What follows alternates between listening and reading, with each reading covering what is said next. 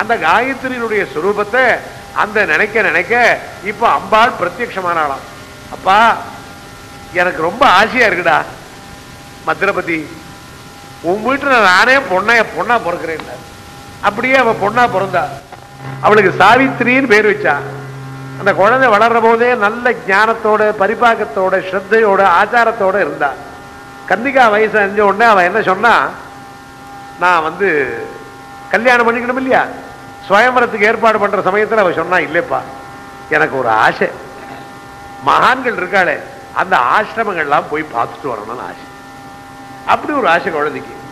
அப்படின்னு ஏற்பாடு பண்ணி எல்லாரையும் வச்சு இந்த குழந்தை பல்லக்கில் சகிகளோட துணையோட கூட அவ போனான்.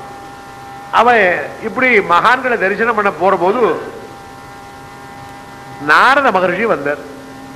நாரத மகர்ஷி வந்தபோது அவரை கேட்டார், என் குழந்தை போயிருக்கா, நல்ல பர்த்தாவா கிடைப்பனா? நல்லா கிடைப்பான். அதுக்குள்ள குழந்தைய வந்துட்டா. மகரிஷே என்ன பாக்கியம், நீங்க வந்திருக்கேள், என் குழந்தைய திரும்பி வந்துட்டா. அம்மா எல்லாம் பார்த்துட்டியா, பெரியவாள தரிசனம் பண்ணியா? இதோ பாரு, பெரியவாளுக்கு பெரியவாள் நாரதர் வந்திருக்காருமா, நமஸ்காரம் பண்ணு. குழந்தை நமஸ்காரம் பண்ணா. நம்ம நமஸ்காரம் பண்றதுல எவ்வளவோ சக்தி இருக்கு. நமஸ்காரம் பண்ற போது பெண்கள் நமஸ்காரம் பண்றது வேற, புருஷால் நமஸ்காரம் பண்றது வேற இல்லையா? நம்ம நமஸ்காரம் பண்றதா காலை நீட்டி படுத்துக்கிறோம். அவ அப்படி நிறுத்த விடாது. அவ உடம்ப குறுக்கிக்கிண்டு தலை மாத்திரம் பூமியில படணும், தன் கையை ஊறிக்கணும், முட்டி படணும். இப்படி ஒரு பாஸ்டர். இந்த பாஸ்டரை தான் அமெரிக்காவில் அவன் பெருசா கொண்டாடுறான். எப்பேற்பட்ட வியாதிகளுக்கும் ஸ்திரீகளுக்கு வரக்கூடிய வியாதிகளுக்கு பரிகாரமானது இந்த ஒரு ஒரு பயிற்சி. இதைத்தான் ஒரு அமெரிக்கன் மேகசின்ல பார்த்தேன், ஒரு சயின்டிபிக் மேகசின்ல இதை பார்த்தேன். அவன் அதை சொல்றான். ஆனா அவனுக்கு நமஸ்காரம் தெரியாது. அவன் இதை சொல்றான். நம்ம ஊர்ல பெண்களுக்கு அதை தான் நம்ம வச்சிருக்கோம். அது மாதிரி இது பெரியவாளுக்கு நமஸ்காரம் பண்ணினாள். பத்ரமஸ்துவோ சர்வேஷாம், க்ஷேமமா இருமா. குழந்தை யார கல்யாணம் பண்ணிக்கணும் தீர்மானம் பண்ணிருக்கியா நீ? சத்யவான் அனுரூபம் மே வர்த்தாமே பூர்வம் கிருதா. சால்வபதியினுடைய பிள்ளை சத்யவான்கிறவரை நான் விவாகம் பண்ணிக்கிறேன்ப்பா. அப்படியா மகரிஷி, நீங்க சொல்லுங்க, சத்தியவான் எப்படி? அடாடாடாடா, சத்தியவானா? இந்திர இவ தேஜஸ்வி ப்ரஹஸ்பதி சமோமதி அஸ்வினீவ ரூபலாவண்யாத். அஸ்வினி குமாரர் மாதிரி ரூபலாவண்யம், ப்ரஹஸ்பதி மாதிரி புத்தி, பகீரதர் மாதிரி பிரயத்தனம், ராமன் மாதிரி ராஜ்யநீதி, இந்திரன் மாதிரி கீர்த்தி. ஆஹா ஆஹா, நல்ல.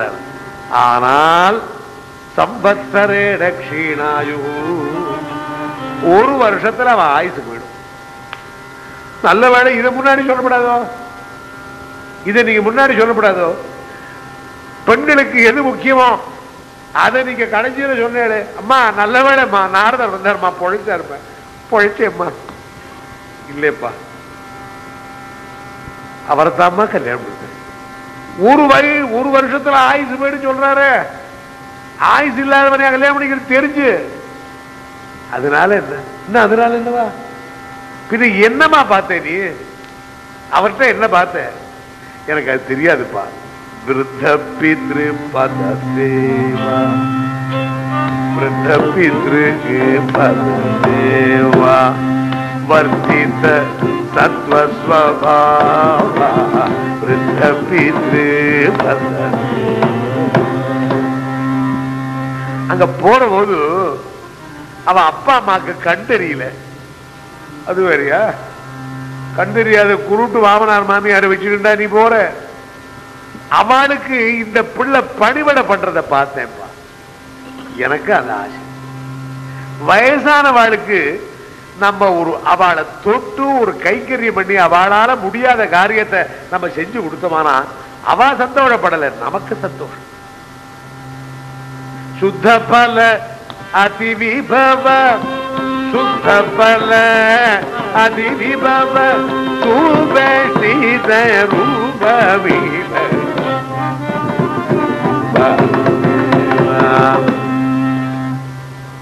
மகரிஷி என்ன இப்படி பிடிவாதம் பண்றாளே? கவலைப்படாது, எல்லாம் நல்லபடியா ஆகும். நாரதர் போறபோது இந்த குழந்தைய கூப்பிட்டு, அம்மா உனக்கு ஒரு மந்திரம் உபதேசம் பண்றேன். ஸ்ரீம் ஹ்ரீம் சாவித்ரை ஸ்வாஹா. இந்த மந்திரத்தை நீ இன்னிலிருந்து ஜெபம் பண்ணு. இன்னிலிருந்து ஒரு வருஷம் கணக்கு, இனிமே கல்யாணம் ஆக போறது, கணக்கு இன்னிலிருந்து வச்சுக்கோ. இன்னிலிருந்து அந்த மந்திரத்தை சொல்லிக்கோ. அம்பாள் காயத்ரி சுரூபிணியான சாவித்திரியை உபாசனை பண்ணு. காயத்ரி சாவித்திரி சரஸ்வதி ரூபத்தில் அம்பாள் நம்ம கிட்ட வரபோது சாவித்திரியா இருக்காள், அவள் உயர்ந்த நிலையில் இருக்கிற போது காயத்ரியா இருக்காள், வித்தியை கொடுக்கிற போது சரஸ்வதியா இருக்காள். அதனால அவளை சாவித்திரி மந்திரத்தை வச்சுக்கிட்டு நீ பண்ணு.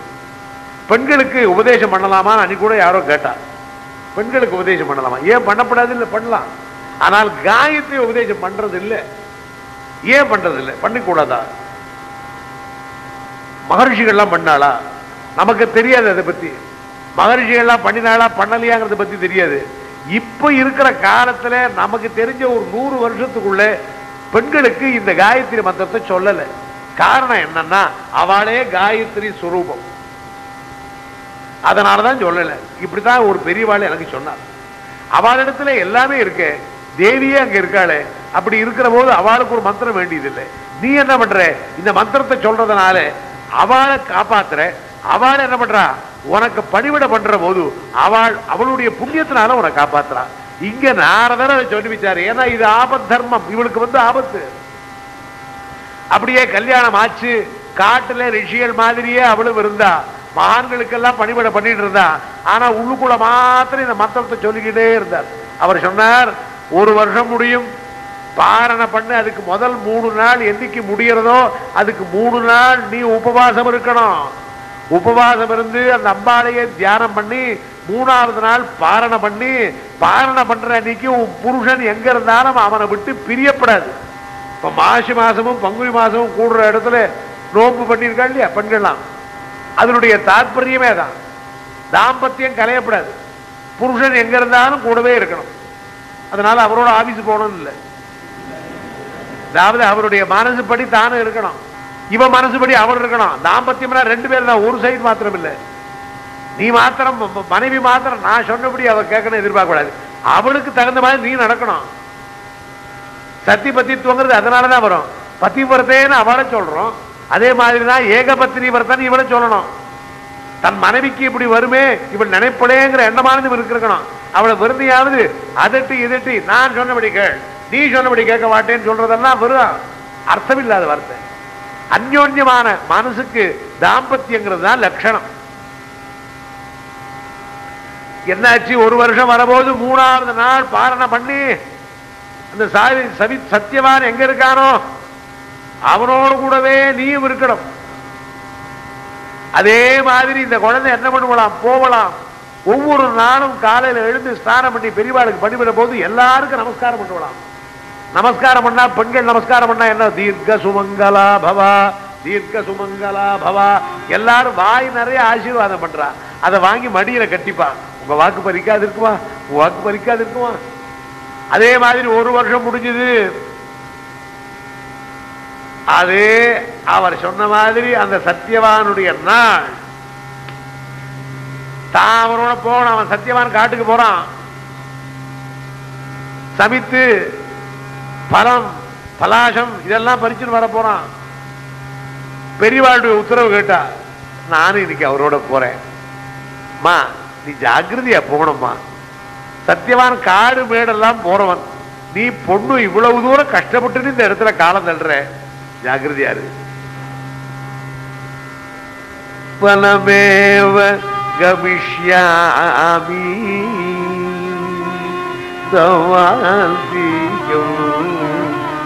சத்தியவான போய் கேட்கிறா, நான் உங்களோட வரேன்.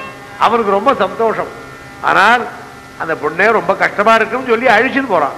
சந்தோஷமா அழிச்சுன்னு போனான். நடுக்காட்டுல போற போது அவருக்கு அந்த வேலை வந்துடுச்சு. அவ்வளவுதான், மரத்தை வெட்டிட்டு இருக்கிறவன் தலை சுத்துறதுன்னு கீழே வந்தான். சாவித்திரி என்னமோ பண்றதே என்னன்னா, துர்கதி பரிகாரிணி, அம்மா என்ன நடுக்காட்டுல வச்சுட்டு இப்படியா பரீட்சை பண்ற? கந்தார மத்தியே திருட லக்னதயா வசன்னா மக்னாச்சவாரிதி ஜலௌரி விஷ்யவந்தா யஸ்ய பிரபத்ய சரணௌ விபதஸ்தரந்தி சாமே சதாஸ்து சர்வ ஜகத் சவித்ரி. அவ்வளவுதான், அவன் மடியிலே பிராணனை விட்டான். அப்படியே அம்பாளை தியானம் பண்ணி அந்த மந்திரத்தை சொல்லிட்டே இருக்கிற போது எதிரே யமதர்மன் தெரிகிறார். யமதர்மனை பார்ப்போமா? யாராவது பார்த்திருக்காளா? யமதூதாளம் பார்த்திருக்கா சில பேர், யமதர்மனை பார்த்த முடியாது. அவரே இருக்கிற போது பார்க்கிறாள். நிச்சயமா இவர் தான் தர்மராஜா.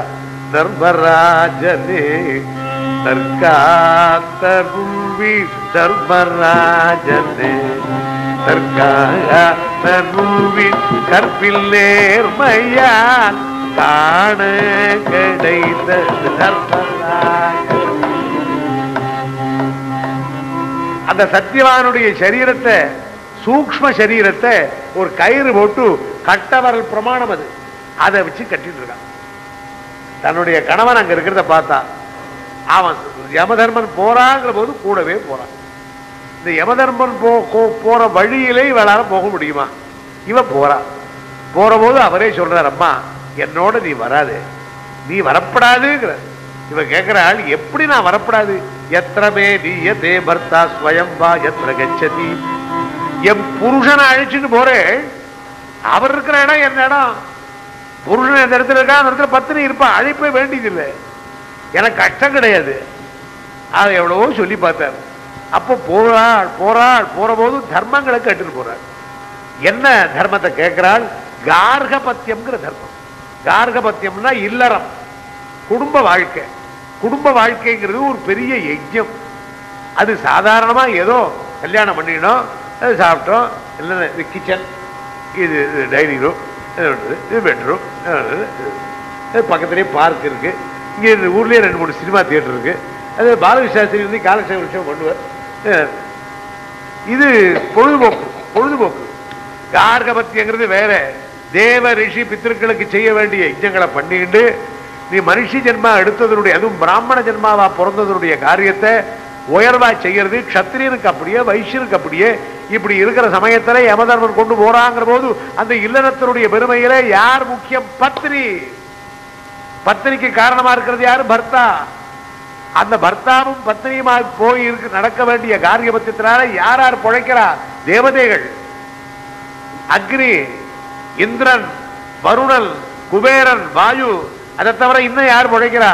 பித்திருக்கள், பர்கிஷத்கிறவள், பர்கிஷத்கிற பித்திருக்கள்.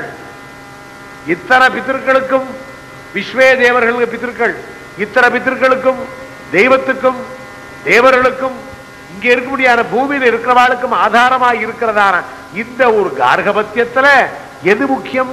தாம்பத்தியம் முக்கியம். ஐயா தர்மராஜா, நீங்க அந்த தாம்பத்தியத்தையே இன்னைக்கு வெட்டி விட்டேளே. சிரிச்சுக்கிட்டார். என்னையே பர்த்தாவையும் பிரிச்சு விட்டேன்னா கார்கபத்தியம் எங்க நடக்கும்? பெண்ணே, உன் பர்த்தாவுக்கு ஆயுசு முடிஞ்சு போச்சுமா. அந்த கர்மாவை கொடுக்க வந்திருக்கிறவன் தான். ஆனால் நீ இவ்வளவு தூரம் என்கிட்ட பேசி வந்திருக்கிய, உனக்கு என்ன வேணுமோ கேளு, வரம் வேணுமோ கேளுங்கிறார். எனக்கு என்ன வேணும்? என் பர்த்தாவை அடைஞ்சிருக்கிற நான் எங்க வம்சத்துக்கு சந்ததி இல்லாத போகப்படாது, சந்ததி உண்டாகணும், உண்டாகும். என் மாமனார் மாமியார் கண் தெரியணும், தெரியும். அவளுக்கு ராஜ்யம் கிடைக்கணும், கிடைக்கும். எனக்கு புத்திரர்கள் பிறக்கணும், பிறக்கும். நான் பதிவிரதையா இருக்கணும், இருக்கணும். பதிவிரதையா இருந்துக்கிட்டு 100 பிள்ளைகளை பெற்றுக்கிட்டு சத்தியவான மாத்திரம் அழிச்சுன்னு போனா எப்படி? சிரிச்சுக்கிட்டார். இந்தா பொண்ணே, நீ என்னை ஏமாத்துற, கேள்வி கேட்டு என்னை மடக்கி விட்டியா? இல்லை. என்னைக்கு நீ சாவித்திரி விரதத்தை அனுஷ்டானம் பண்ணினியோ, என்னைக்கு மகான்களுக்கு நமஸ்காரம் பண்ணி அவ வாக்கால தீர்க்க சுமங்கரி பவான்னு சொன்னாலோ, அன்னைக்கே ஒரு சத்தியவானுடைய ஆயுசு குடிச்சு போச்சு, அது கொடுத்தாச்சு. ஆனால் உன்னோட பேசணும்னு வந்தேன். எந்த பதிவிரதையும் அம்பாளுடைய சுரூபம், எந்த பதிவிரதையை பார்த்தாலும் தேவியனுடைய சுரூபம். இந்த யமதர்மனுக்கு ஒண்ணு இருக்கு இல்லையா? அதனால உன்னோட சம்பாஷணம் பண்ணி இந்த தர்மத்தை எடுத்து சொல்லி, நீ கேட்டு சொல்லி, அது மாதிரி ஒரு காரியத்துக்காகத்தான் வந்தேன். அதனால் யதா ஸ்ரீ ஸ்ரீபதி கிரீடே பவானி ஜ பவோமதி, சிவனும் பார்வதியுமாய் லக்ஷ்மியும் நாராயணனுமாய் சரஸ்வதியும் பிரம்மாவுமாய் நீங்கள் இருப்பீர்கள். அதனால் நீயும் நானும் பேசினோங்கிறதான அந்த தர்மத்தை கேட்டாலே லோகத்திலே அவரவர்களுக்கு தாம்பத்தியத்தினுடைய பெருமை விருத்தியாகும். இப்படி சொல்லி சத்தியவானுடைய பிராணனை கொடுத்தார். சாவித்திரி ஓடி போய் அந்த இறந்து போன சரீரத்தை தாங்கிக்கிட்டு அன்னைக்கு எல்லாம் அங்கேயே இருந்து விட்டு மறுநாள் வரும்போது எல்லா ராஜ்யம் வந்துடுத்து தனக்கு மாமனார் மாமியாருக்கெல்லாம் கண் தெரிகிறது. ஆனந்தமயமாய் வழங்கினாள் சாவித்திரிங்கிற சரித்திரத்தை சொன்னார். இது சாவித்திரிங்கிறது அந்த அம்பாளுடைய அவதாரம். சாவித்திரி மந்திரத்துக்கு அதுக்கு சம்பந்தம் இல்லை. ஆனால் சாவித்திரி மந்திரத்தை சொன்னவன் அப்பா அஸ்வபதிங்கிற ராஜா, அவருக்கு பிறந்திருக்கிற குழந்தை. அதனால் நாம் சாவித்திரிங்கிற மந்திரம்னா காயத்ரி. இந்த காயத்ரிங்கிற மந்திரத்தை சொன்னமானால் நம்ம குழந்தைகள் நன்னா இருப்பா, நம்ம குழந்தைகள் சேமமா இருக்கணும். ஆயுர் வர்த்ததா, ஆயுசு விருத்தி அடையும், ஐஸ்வர்யம் உண்டாகும். அதுக்கு காரணமா இருக்கிறது காயத்ரி. அந்த அம்பாள் காயத்ரி சாவித்திரி சரஸ்வதிங்கிற அம்பாள் தான் புவனேஸ்வரிங்கிற மாதா. அந்த புவனேஸ்வரிங்கிற மாதா தான் ஸ்ரீநகரத்திலே மணித்வீபத்திலே சுதா சமுத்திரத்திலே பிந்துங்கிற ஸ்தானத்திலே சிந்தாமணி கிரகத்திலே நவரத்னமயமான பீடத்திலே லோகத்திலே எல்லாம் சக்திமயமாய் இருந்துகிட்டு இருக்காங்க. அப்பேற்பட்டவள் தான் புவனேஸ்வரி. அந்த புவனேஸ்வரியினுடைய சரித்திரம் தான் இந்த தேவி பாகவதம். இது 12 ஸ்கந்தத்திலே வேதவியாச பகவான் கொடுத்து இந்த பாகவதத்தை கேட்டவாள் எல்லாருக்குமே அம்பாளுடைய கிருபை பூர்ணமாய் உண்டாகட்டும்னு ஆசீர்வாதம் பண்ணினார். இந்த 12 ஸ்கந்தம் உள்ள தேவி பாகவதத்தை இந்த 8 நாட்கள்ல ஏதோ நான் சொல்ல பார்த்தேன். பூர்ணமா சொல்ல முடியாது. ஏன்னா ஒவ்வொரு அத்தியாயத்திலும் ஒவ்வொரு ரகசியங்களை சொல்லிட்டு இருக்காரு. ஆனால் இந்த சமயத்துல இப்படி எனக்கு ஒரு பாக்கியத்தை அவ கொடுத்தாள். அதை ஏதோ நான் செயல்பட்டேன். நீங்கள் எல்லாரும் என்ன கிருதார்த்தன் ஆக்கினீர்கள். அம்பாளுடைய கிருபை எல்லாருக்கும் உண்டாகும். நாளை தினம் லலிதா பரமேஸ்வரி காமாட்சியினுடைய பெருமையை நாளை தினம் சொல்லி உங்களிடத்திலிருந்து விடைபெற்று